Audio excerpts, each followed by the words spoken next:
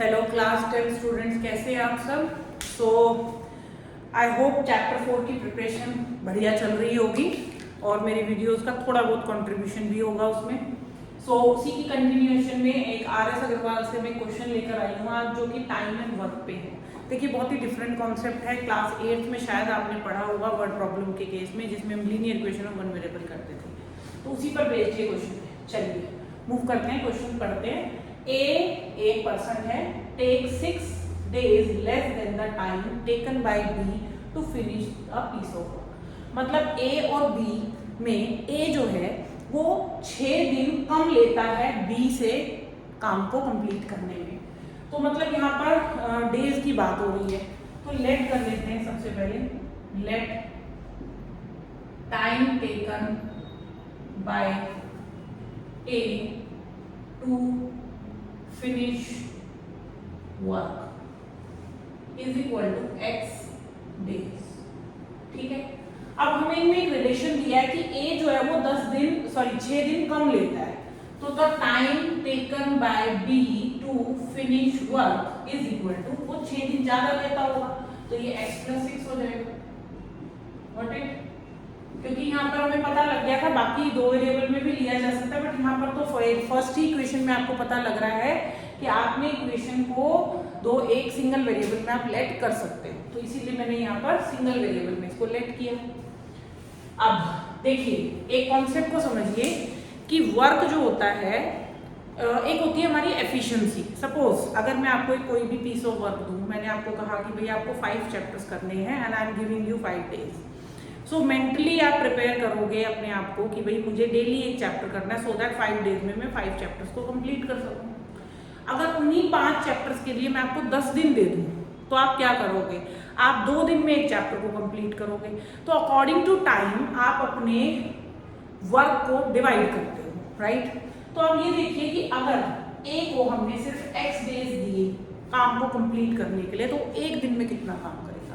एक छोटा सा जो भी मैंने एग्जांपल दिया कि भाई मैंने आपको कोई पीस ऑफ वर्क दिया, 5 days का टाइम दिया, तो पहला दिन, दूसरा दिन, तीसरा दिन, चौथा और पांचवा, हर दिन आप 1/5 वर्क को करोगे, और ये 1/5 डिवाइड होता ऐड होके 5 दिन में काम कंप्लीट हो जाएगा। कंप्लीट वर्क को हम जनरली 1 बोलते हैं, ठीक है ना। जैसे कि फ्रैक्शन में बोल रहे हैं ना कि हाफ वर्क तो 1/2 बोल दिया, 1/3 वर्क तो 1/3 बोल दिया। तो अगर 5 दिन का समय मिलेगा काम कंप्लीट करने के लिए, तो आप डेली 1/5 वर्क करोगे। प्रैक्टिकली तो ऐसा नहीं होता है। जनरली अगर आप बच्चों के केस में मैं कहूँ, तो आपको अगर 5 दिन मिलेंगे कोई भी होमवर्क या असाइनमेंट कंप्लीट करने के लिए, तो जनरली 4 दिन आप लोग रेस्ट करते हो, ठीक है। लास्ट का एक दिन होता है जिसमें जम के पूरा दिन मेहनत करते हो, उस असाइनमेंट को या प्रोजेक्ट को कंप्लीट करते हो। बट हम फिलहाल यहाँ पर एक नॉर्मल सिचुएशन लेट करेंगे कि नॉर्मल सिचुएशन में हम उसको 5 इक्वल पार्ट्स में वर्क को डिवाइड करते हैं, राइट। तो इसीलिए हम यहाँ पर जो डेज थे, मतलब टाइम जो था, उसको वर्क में कंप्लीट, देखिए इसीलिए हेडिंग टाइम एंड वर्क है। हमें टाइम लेट किया, अब हम इसको वर्क में कन्वर्ट करेंगे। तो ए का इज 1 day वर्क, ए का एक दिन का काम कितना होगा? तो जब x डेज है तो बेटा जैसे 5 days थे तो 1/5 डेली कर रहा था, तो ऐसे ही 1 day में वो 1/x वर्क करेगा। वर्क का यूनिट नहीं लगाना है, तो 1/x ही रहने देंगे। इसी तरह से बीस 1 day वर्क कितना होगा? ये हो जाएगा, क्योंकि b को हमने x + 6 days दिए हैं, तो 1/x + 6। तो ये फ्रैक्शन करने से ना जो हमारा टाइम है, जो कि डेज जो है, वो किस में कन्वर्ट हो जाते हैं? वर्क में कन्वर्ट हो जाते हैं, मतलब हमारी एफिशिएंसी, ठीक है। अब ये दोनों कर रहे हैं एक साथ काम, ठीक है। तो a + b 1 day वर्क, इन दोनों का मिलके एक दिन का काम कितना होगा? ऐड कर देते हैं। अब आप कहोगे मैम ये ऊपर ऐड क्यों नहीं किया, मतलब x को x + 6 में ऐड क्यों नहीं किया? बेटा डेज ऐड नहीं होते हैं। एक एग्जांपल समझते हैं, जैसे कि आपको और आपके फ्रेंड दोनों की एफिशिएंसी डिफरेंट है। आप किसी काम को 5 दिन में करते हो, आपका फ्रेंड जो है वो उसको 4 ही दिन में कर देता है। मे बी कि वो कोई हेल्प लेता है, या उसको कोई शॉर्टकट पता है, या उसकी हैंडराइटिंग बहुत फास्ट है, whatever is the reason. तो उस केस में क्या होगा कि अगर मैं ये कहूँ कि आप दोनों एक टीम वर्क की तरह काम करो, एक साथ काम करिए, तो उस केस में क्या होगा? क्या आप 5 दिन और 4 दिन को ऐड करके 9 दिन लगाओगे? सोचो, नहीं ना। ऑब्वियसली कि अगर आपके फ्रेंड आपको सपोर्ट हेल्प करेगा और आप उसको हेल्प करोगे तो मे बी कि आप 5 दिन में भी कर दो, मे बी 4 दिन में भी, बट एग्जैक्ट आप आंसर नहीं दे पाओगे। तो इसीलिए ये कॉन्सेप्ट जो बनाया है, ये कॉन्सेप्ट इसलिए बनाया है कि आप बेटा डेज को ऐड कभी नहीं करोगे, आप वर्क को ऐड करिए। डेज से वर्क निकालने के लिए फ्रैक्शन कर दीजिए, ठीक है। डेज मतलब टाइम को रेसिप्रोकल करके हम वर्क में कन्वर्ट कर देते हैं और वर्क को हम बहुत इजीली ऐड कर सकते हैं। जैसे कि आप उनके अपने 5 और अपने फ्रेंड के 4 डेज को ऐड तो नहीं कर सकते, लेकिन आपका काम जो है उसका एक दिन का काम वो 1/5 है, आपके फ्रेंड का 1/4 है, 1/5 और 1/4 को ऐड हम कर सकते हैं। तो देखते हैं इस कॉन्सेप्ट से हम क्वेश्चन कैसे सॉल्व करते हैं। दोनों को ऐड करेंगे, ठीक है, ये हमारा एक दिन का काम हो। अब वो कह रहा है कि दोनों मिलके जो है 4 दिन में काम करते हैं, ठीक है। तो इसका मतलब 1/x + 1/x + 6, क्या ये 4 के बराबर होना चाहिए? नो, ये तो वर्क था, तो 1 ये 4 क्या है? ये तो डेज है। वर्क और डेज को बराबर थोड़ी ना रखेंगे, इसको भी हम वर्क में कन्वर्ट कर देंगे। 4 जो डेज थे उसको मैंने 1/4 करा सो दैट ये वर्क में कन्वर्ट हो जाए। बस अब यहाँ से हमारा काम शुरू, जो कि चैप्टर 4 का है। चलिए इसको डिवाइड कर सॉरी एलसीएम लेते हैं। x + 6 + x = 1/4, ठीक है। नॉर्मल सॉल्व करना है, 2x + 6 हो जाएगा। क्रॉस मल्टीप्लाई मैं साथ में कर रही हूँ, 1 से मल्टीप्लाई करेंगे x² + 6, ठीक है। तो ये हो जाएगा आपका 8x + 24 = x² + 6x, ठीक है। मूव करते हैं आगे। चलिए, तो लेफ्ट हैंड साइड में हमारे पास है 8x + 24, राइट हैंड साइड में x² + 6x है। मैं नहीं चाह रही हूँ x² को नेगेटिव करना, तो हम इधर से उधर चले जाते हैं। तो 0 = x² + 6x - 8x - 22, तो 0 = x² - 2x - 22, ठीक है। Middle term splitting I think suitable है, डिस्क्रिमिनेंट की कोई जरूरत नहीं पड़ेगी हमें। तो 0 = कितना हुआ बेटा? 6 और 4 लेंगे तो 6x + 4x - 24, x कॉमन लिया, x - 6, 4 कॉमन लिया, x - 6 = 0। x + 4 और x - 6 दो फैक्टर्स बनेंगे, x की वैल्यू -4, x की वैल्यू 6। बताइए जी क्यों करेंगे इसको? नेगेटिव को इग्नोर करेंगे, तो लिखेंगे रिजेक्टेड, यहाँ पे लिखा दीजिए not equal, as days can't be negative नहीं हो सकते, therefore A can finish work in 6 days और B कितने में करेगा? उससे 6 दिन ज्यादा, एंड B in 12 days। तो ये हमारा क्वेश्चन था टाइम एंड वर्क पे। सेम कॉन्सेप्ट आपको चैप्टर 3 में भी मिलेगा। तो जब हम वो करेंगे मैं आपको रिमाइंड कराऊंगी, देखिए ये वर्क एंड टाइम हमने किया था, ठीक है। तो इसी को कंटिन्यूएशन में आगे बढ़ाते हैं और एक टैप वाला क्वेश्चन जो कि मेरा पर्सनली बड़ा फेवरेट है, उस क्वेश्चन को देखेंगे। थोड़ा सा डिफिकल्ट लगेगा आपको, लंबा है, ठीक है, बट डोंट वरी, हम लोग साथ में कर रहे हैं तो कोई प्रॉब्लम नहीं है। चलिए नेक्स्ट क्वेश्चन पे मूव करते हैं। हमारा नेक्स्ट क्वेश्चन जो है वो भी टाइम एंड वर्क पे ही है।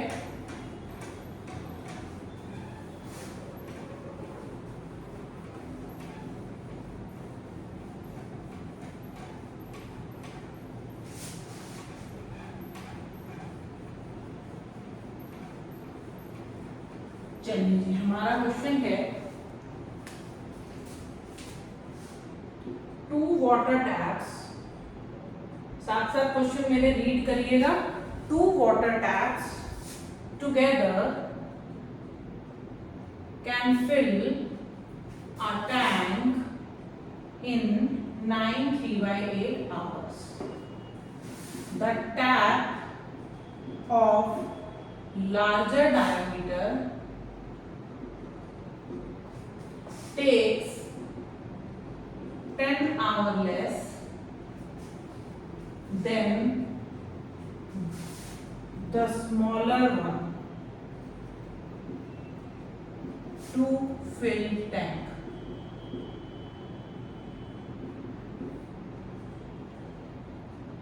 Separately, ठीक है। Find time taken by each tap. दोनों टैप्स ने सेपरेटली कितना कितना टाइम लिया।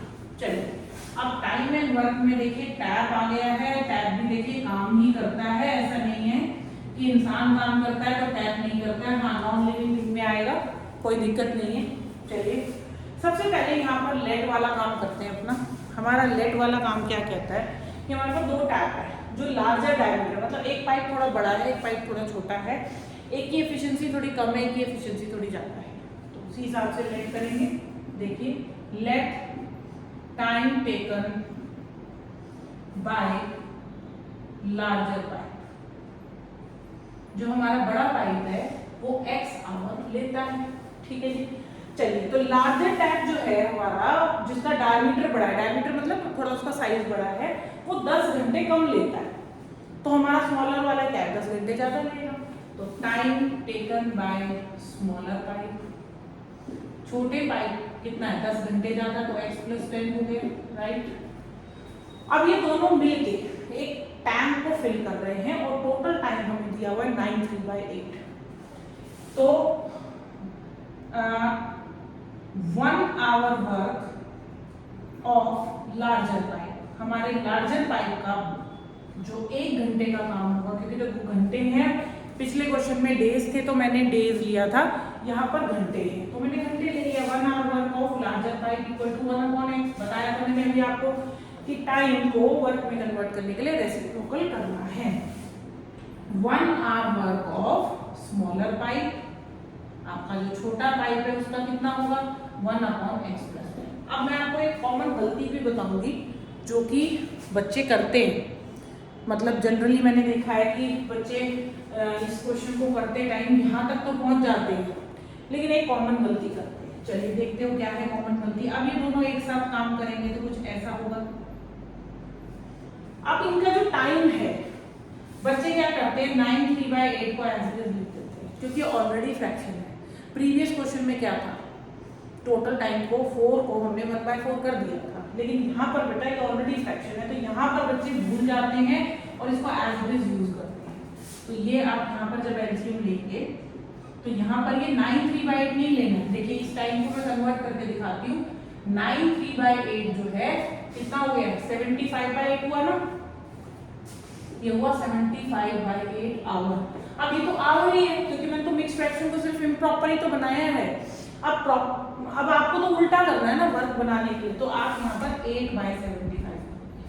अगर आपने ध्यान नहीं रखा पूरा क्वेश्चन स्पॉइल हो जाएगा, you will get only I think 0.5 कि आपने ये सब लिखा है। ठीक है, तो यहाँ एलसीएम लेंगे, ये हो गया x + 10 + x = 8/75। तो ये बना आपका 2x + 10 अपॉन x² + 10x = 8/75। मैं जनरली देखो कोशिश करती हूँ, मेरा पर्सनल मेथड है कि मैं यहाँ से कॉमन लेके 8 को कैंसिल करने की पूरी कोशिश करूंगी। अगर आपको लगता है कि इससे आपको कोई बेनिफिट होता है कैलकुलेशन, प्लीज कमेंट करके मुझे जरूर बताना आप लोग। तो जैसे कि 2x + 10 अपॉन x² + 10x था और यहाँ 8/75 था, तो मैं यहाँ कोशिश हमेशा यही करती हूँ कि या तो पूरा कैंसिल हो जाए, या पूरा नहीं हो रहा तो थोड़ा बहुत तो कैंसिल हो। तो यहाँ से 2 कॉमन लिया, x + 5 हो गया और नीचे x² + 10x, नीचे से हम कॉमन नहीं ले सकते हैं, तो मैं यहाँ से कैंसिल आउट करूंगी, ये 4 हो जाएगा। ठीक है, अब हम क्रॉस मल्टीप्लिकेशन करेंगे। 4/75, 75 इधर चला जाएगा x + 5 के पास और 4 के पास x² + 10। ठीक है, अभी मैं आपको पूरी कैलकुलेशन करके दिखाऊंगी, तो देखते रहिएगा। चलिए आगे चलते हैं, क्वेश्चन को पूरा सॉल्व करेंगे। शायद हमें जरूरत पड़ सकती है यहाँ पर अपना क्वाड्रेटिक फॉर्मूला अप्लाई करने की, तो कंटिन्यूएशन में रखते हैं। 75x + 75 × 5 कितना होगा, 375, ये यहाँ पर लिख दिया हमने, और इक्वल टू में हो गया 4x² + 40x। इनको उधर लेकर जाएंगे तो 0 = 4x² + 40x - 75x - 375, तो 4x² - 35x - 375। अगर ये 4 से कैंसिल हो रहे होते तो मैं करती, बट फिलहाल नहीं हो रहे हैं तो छोड़ दीजिए। अब यहाँ पर डिस्क्रीमेंट लगाएंगे, तो d की वैल्यू होगी -35 का स्क्वायर -4 × 4 × -375। 35 का स्क्वायर करिए जी। याद है तो डायरेक्ट लिख लीजिए, नहीं याद है तो करना पड़ेगा।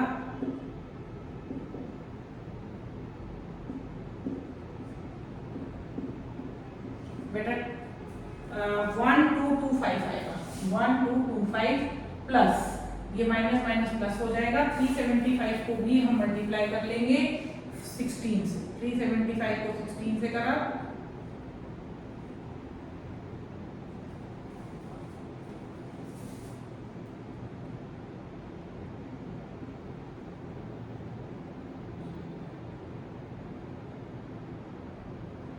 ये बेटा 6000 आ जाएगा। तो ये 7225 आएगा। अब यहाँ आके भी कुछ बच्चे क्वेश्चन को या तो छोड़ देते हैं या अटक जाते हैं या उनको ऐसा लगता है कि भाई बड़ा क्वेश्चन मुश्किल है। ठीक है, कोई नहीं, दिक्कत नहीं है। यहाँ आके हमें एक लॉन्ग डिवीजन मेथड लगाना होगा। आप चाहो तो देखिए प्राइम फैक्टराइजेशन लगा सकते हो, लेकिन मैं वो प्रेफर इसलिए नहीं करती हूँ क्योंकि वो ना बहुत, अगर बड़े क्वेश्चन में लगा रहे हो, बड़ा नंबर है काफी, 7000 समथिंग है तो यहाँ पर थोड़ी सी दिक्कत आ जाएगी आपको, आप इसका बहुत लंबे फ्रैक्शंस बनेंगे।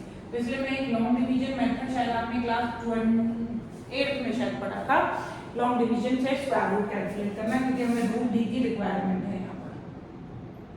तो लॉन्ग डिवीजन मेथड अप्लाई करेंगे यहाँ पर। ठीक है, पेयरिंग हमेशा पीछे की तरफ से होती है। ठीक है, तो 8 8 जा तो नहीं कर सकते, हाँ 8 8 जा करेंगे हम। 8 8 जा 64, 8 और 8 16। अब 16 के आगे 5 अप्लाई करके देखते हैं, तो डायरेक्ट आ जाएगा आपके पास 85 का 825। ठीक है, तो इसका स्क्वायर रूट है 85। तो आई सजेस्ट यू कि लॉन्ग डिवीजन की थोड़ी सी प्रैक्टिस कर लीजिएगा, हमेशा तो नहीं बट कभी कभी ऐसा हो जाता है कि कैलकुलेशन में हम अटक जाते हैं, बहुत टाइम कंज्यूम कर लेते हैं और वही प्रॉब्लम हो जाता है। ठीक है, तो चलिए इसको मैं रब कर देती हूँ, x की वैल्यू फाइंड आउट करते हैं। देखिए, तो हमारी x की वैल्यू जो है वो होगी -b plus and minus root D divided by 2a। तो -b का मतलब कितना है यहाँ पर 35 plus and minus 85 divided by 2a। a की वैल्यू यहाँ पर 4 है, तो ये आ गया 35 प्लस 85 डिवाइडेड बाई 8 और दूसरा 35 माइनस 85 डिवाइडेड बाई 8। तो ये 120 डिवाइड बाई 8 आएगा और ये -50 डिवाइड बाई 8 है।